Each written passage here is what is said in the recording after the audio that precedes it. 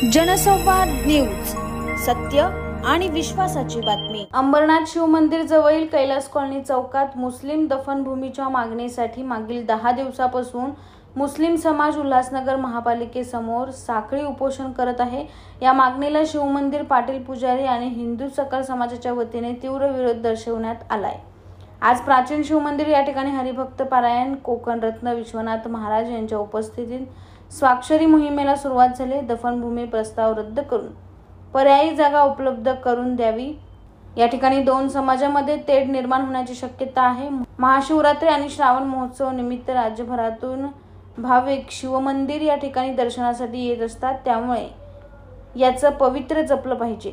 दफनभूमीचं आरक्षण तात्काळ रद्द करण्याची मागणी हिंदू स्मशानभूमीच्या वतीने करण्यात आलाय।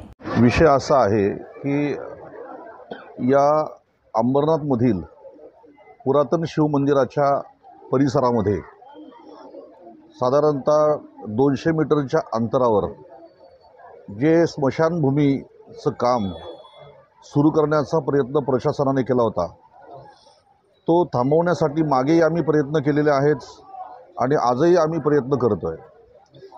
खरं तर हा प्रयत्न करण्याच्या मागे आमचा एकच उद्देश आहे की समाजामध्ये शांतता सुव्यवस्था कायम राहावी, कुठल्याही प्रकारचं भविष्यामध्ये हिंदू मुस्लिम तेढ निर्माण होऊ नये। तर याच्याकरता हा आमचा प्रयत्न चालू आहे। शिवमंदिर हे पुरातन शिवमंदिर आपल्या भागातील आहे आणि या शिवमंदिरची प्रसिद्धी संपूर्ण जगभरामध्ये आहे। आता या शिवमंदिरच्या परिसराचा विकास करण्याचं कामसुद्धा आता खासदार श्रीकांतजी शिंदे यांच्या माध्यमातून त्यांनी करण्याचा संकल्प केलेला आहे आणि उद्या या 200 मीटरच्या अंतरामध्ये जी दफनभूमी म्हणजे मुस्लिम धर्मियांची जी स्मशानभूमी करण्याचा त्यांचा जो हट्ट आहे, हा कुठेतरी पुढे येणाऱ्या वादाचं कारण ठरेल असं मला वाटतं। ऑलरेडी त्यांना पूर्वी दफनभूमीसाठी जागा दिलेली होती, याबाबतच्या बातम्या देखील मागे प्रसिद्ध झालेल्या आहेत। आपण जेव्हा आंदोलन केलं तेव्हाही सांगण्यात आलं होतं, परंतु त्या सगळ्या जागा नाकारून अंबरनाथच्या शिवमंदिरच्या परिसरातच आम्हाला दफनभूमी पाहिजे, म्हणजे हा त्यांचा जो हट्ट आहे, कुठेतरी आमचं पावित्र्य नष्ट करण्याचा हा प्रयत्न आहे।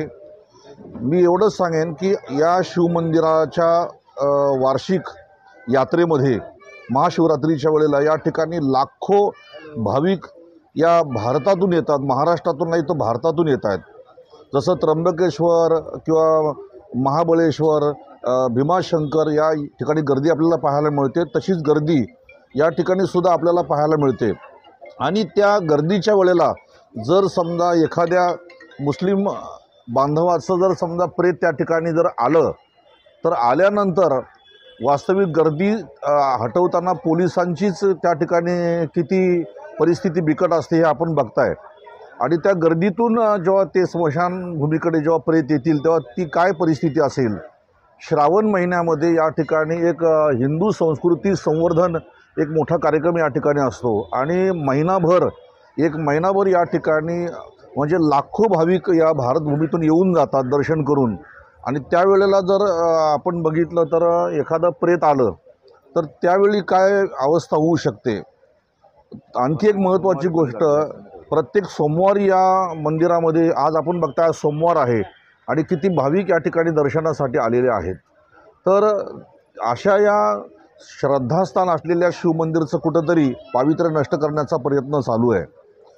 त्याचबरोबर या ठिकाणी आपण जे स्मशानभूमीचं जे काम सुरू करण्याचा हट्ट घेतलेला आहे, खरं तर ती आपली गणपती विसर्जनाची जागा आहे, ज्याला आपण गणेश घाट म्हणतो।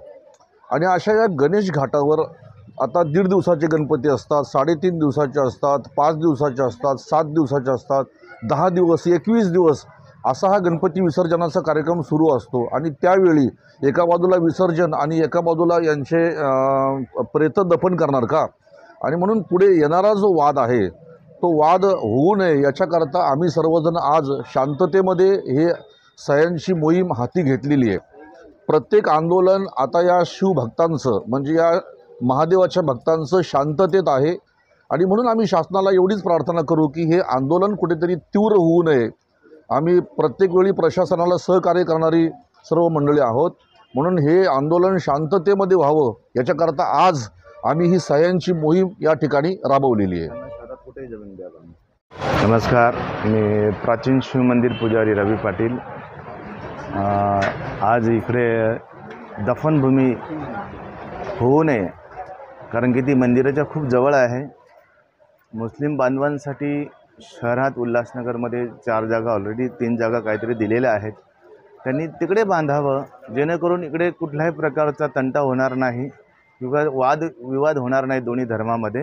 कारण की मंदिर आणि दफनभूमी ही जर एका जवळ असेल तर शिवरात्री असते, श्रावण महिना आहे, दर सोमवारी आहे, गणेश उत्सव आहेत, परंपरागत काही कितीतरी लोक असे आहेत की ते लोक कार्तिकी एकादशी असते, कुठल्या एकादशी असतात त्यावेळेस गर्दी खूप असते.